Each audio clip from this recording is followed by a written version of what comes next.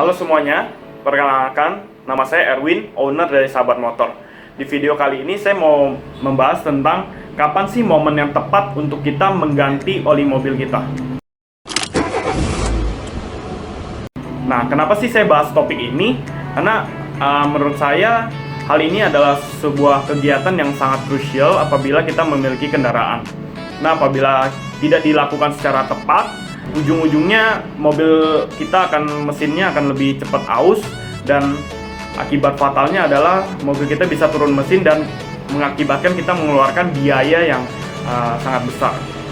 Nah, untuk penggantian oli mobil, banyak yang beranggapan bahwa penggantian oli mobil itu dilakukan setiap 5.000 km, 10.000 km, atau 6 bulan sekali.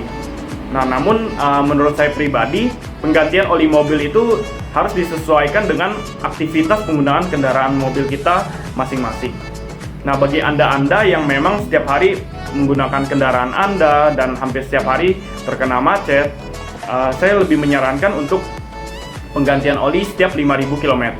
Kenapa? Karena pada saat kita terkena macet, walaupun kilometer mobil kita tidak bertambah, namun mesin mobil kita tetap bekerja.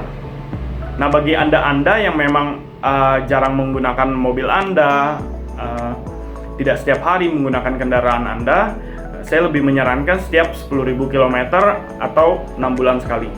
Namun acuan tersebut harus disesuaikan dengan kekentalan oli atau oli yang Anda pakai. Saya ada beberapa contoh oli. Yang pertama, oli dari Pertamina Prima XP dengan SAE 2050. Kemudian saya ada contoh yang kedua, oli dari Shell Helix dengan SAE 1540. Kemudian contoh yang ketiga, ada oli dari Toyota dengan SAE 1040. Kemudian contoh yang terakhir, oli dari Pertamina Fastron dengan SAE 530. Bagi Anda pengguna oli dengan kekentalan oli SAE 2050 dan 1540, saya lebih menyarankan untuk penggantian oli setiap 3.500 km sampai 5.000 km.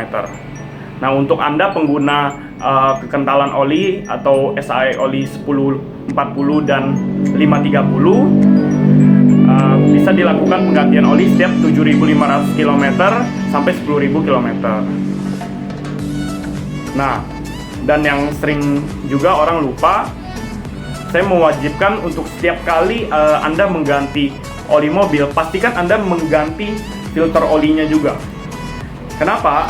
Hal ini sangat penting karena agar setiap kali kita mengganti oli kotor kita yang sebelumnya tidak bercampur dengan oli yang baru. Nah, selanjutnya tadi adalah saya membahas penggantian oli mesin. Nah, untuk penggantian oli gardan, saya pribadi lebih menyarankan untuk penggantian setiap 40.000 km atau 2 tahun sekali.